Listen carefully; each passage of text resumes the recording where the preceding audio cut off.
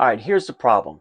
Your computer does not know the difference between a legitimate keyboard and a malicious device like one of these right here that is capable of pretending to be a keyboard.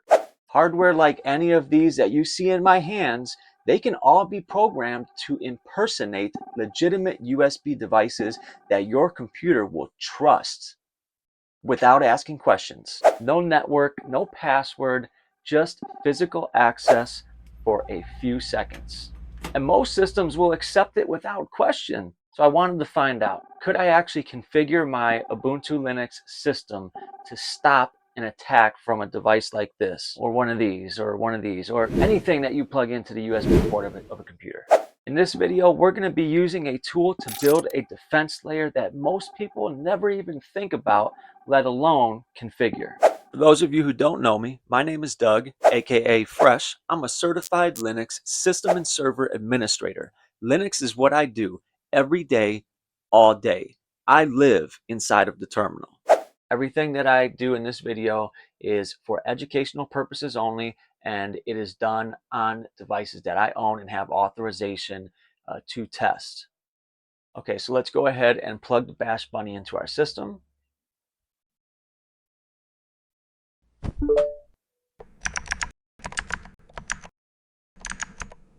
This payload actually injected an attacker's RSA key into the authorized keys file inside of .ssh, and then it dropped a reverse TCP shell script inside of a configuration file, and finally it added a cron job that will call that script on schedule. And all this because a computer wants to trust things like a keyboard. But that's not even the most interesting part. I'm running the Momentum firmware, and it has built-in capabilities to do a BadUSB demo. And as you can see, when I execute it, there are no issues running it on my system. And once again, automount is disabled, but it is able to still inject code onto the system. So today we're going to find out if USBGuard can actually stop one of the most dangerous physical attacks against Linux. Think of USBGuard as a firewall for your USB ports, and every device has to earn your trust before it can talk to your computer. Okay, so let's go ahead and install USBGuard. First and foremost, it is a good idea to update your repositories. And if you followed along with the things we did in the Fortress methodology, then you probably have enabled automatic updates and upgrades. But nonetheless, we can run sudo apt update. This will update the repositories on our system. So to install USBGuard, you run the command sudo apt install USBGuard, and I'm going to add a -y onto the end of that to accept any yes prompts for us. So that command installs a daemon that sits between your system and every USB device that connects to it. Now here's the thing though, before you even start the service, there is a critical step that you need to perform. If you skip this step, you can potentially lock yourself out of your own system. Now once again, I've created a custom TLDR page for you guys so that all you have to do is copy and paste these commands that I'm showing you, make it very easy for you. So the first thing that we're going to do is we're going to run this following command, which is going to generate a baseline of everything that your system currently trusts. It's going to pull this information from anything and everything that is currently connected to your system right now. And some of the main things that that matter the most during this initial phase are things like your keyboard and your mouse. So before I actually run this this command, I'm going to go ahead and take advantage of this opportunity to actually connect a couple of things to my system, because it's going to use this snapshot, this initial snapshot, as its baseline. I use YubiKeys for pretty much everything, and I have multiple YubiKeys. So I'm going to actually plug both of these YubiKeys into my system before I run this command. I would likewise suggest that you do the same. Anything that is extremely important to you, go ahead and just plug it in your system right now. And now I'm going to hit enter. We have generated a policy, and it has been redirected to /etc/usbguard/rules.conf. Very, very important. Now that we have done that, we can go ahead and actually start up our USBGuard service by running the following command: sudo systemctl start usbguard.service. And we're going to want to make sure that we also enable this service so that it starts up every time we reboot our system. We can do that by running the same command and switching start for enable. And we have now enabled it. So we can now check the status of that by running systemctl status usbguard.service. And you can see that it is active and running, and it is also enabled. All right, so now moving forward from this point on, anything that wasn't a part of that initial policy that we created, the system is not going to trust it, and it's not going to allow it to communicate with your machine. And this is where it gets crazy. I'm going to start up USBGuard watch. I'm going to plug the Bash Bunny back into my system. Same payload. We're going to attempt execution again, and we're going to watch what happens.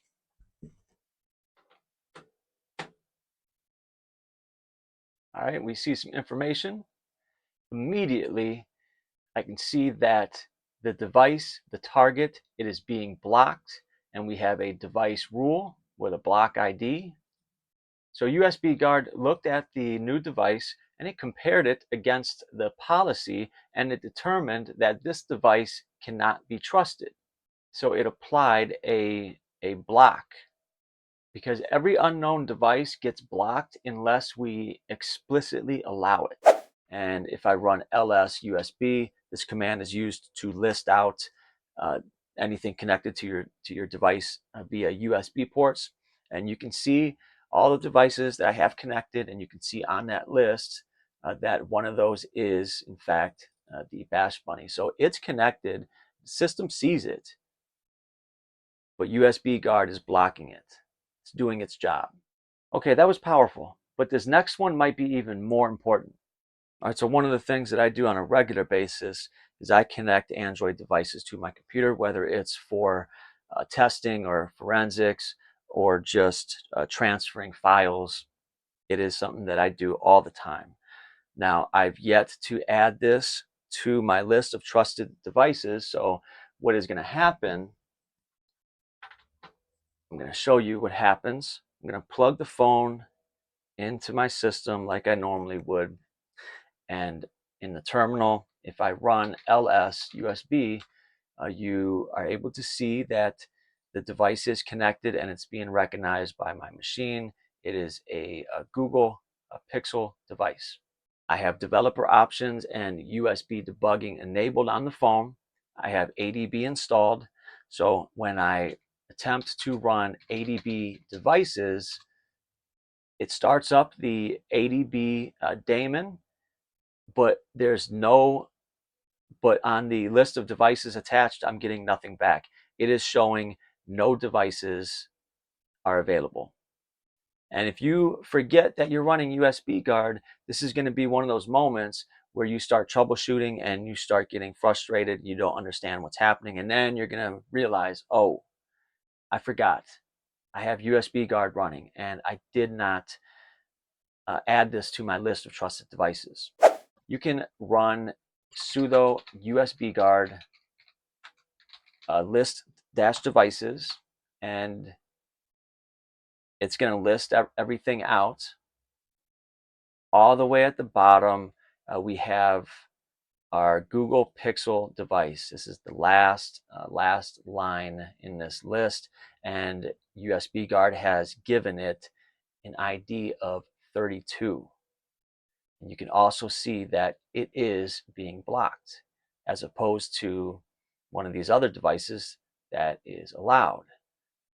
So all you need to do is identify the ID that has been assigned to it. In my example, it's 32. So to add it to the list of trusted devices, you're going to run sudo USBGuard allow dash device and then provide it with that ID. Mine was given an ID of 32.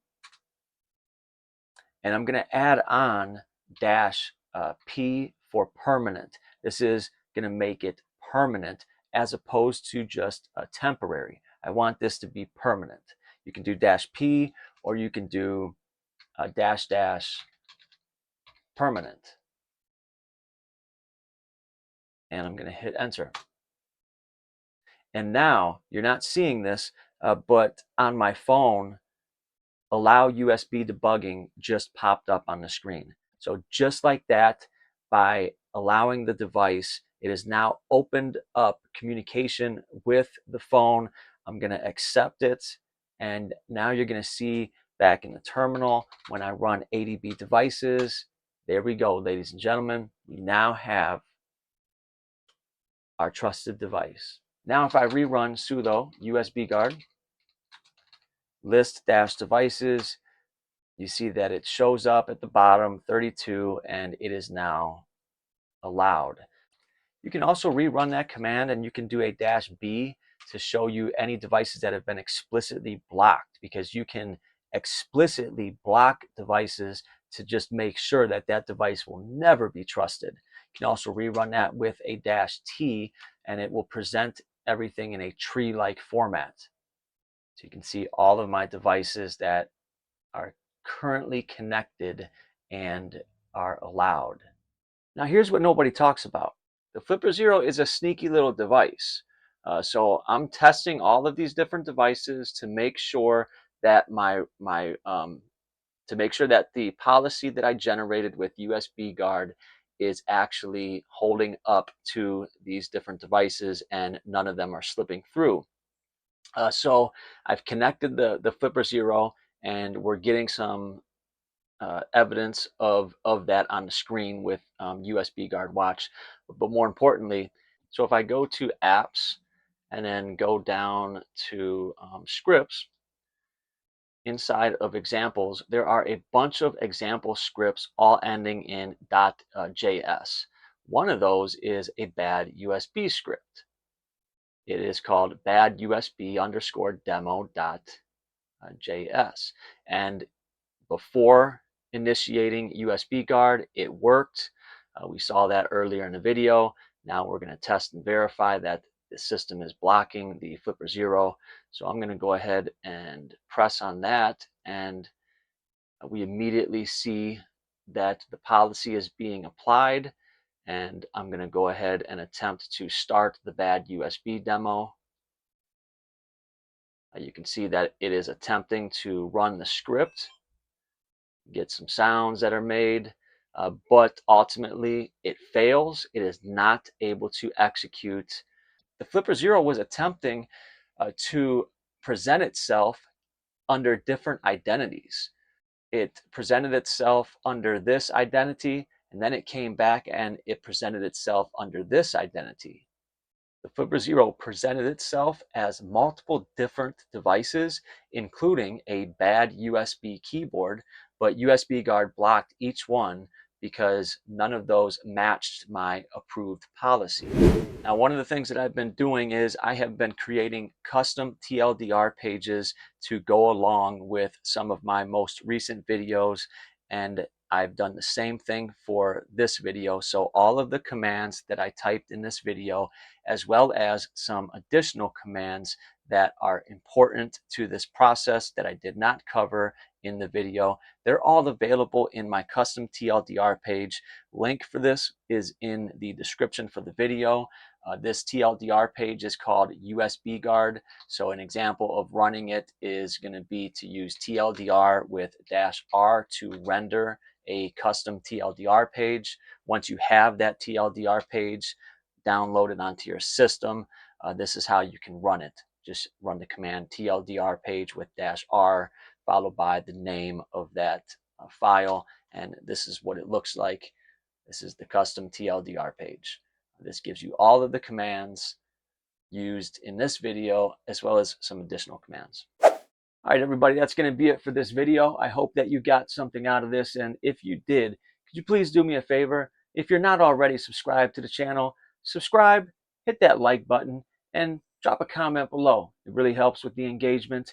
Also, we have a Discord server that we started up, Fresh Forensics Discord, and it's pretty cool. We're getting to know each other over there. We're networking with one another. We're actually getting ready to do some up and coming workshops. We're going to try a workshop out for lock picking, and we're going to be doing some things in the Discord that we're just not able to do on the YouTube channel. So check out the Discord server, and if you really want to support my channel, consider becoming a channel member. I have 2 different tiers of membership. One is user access. It's $1.99 a month, and the higher tier gives you root access, gives you a little bit more privs on the channel, and that one comes in at $4.99 a month. And this is an incredible way to support the channel and what I am doing.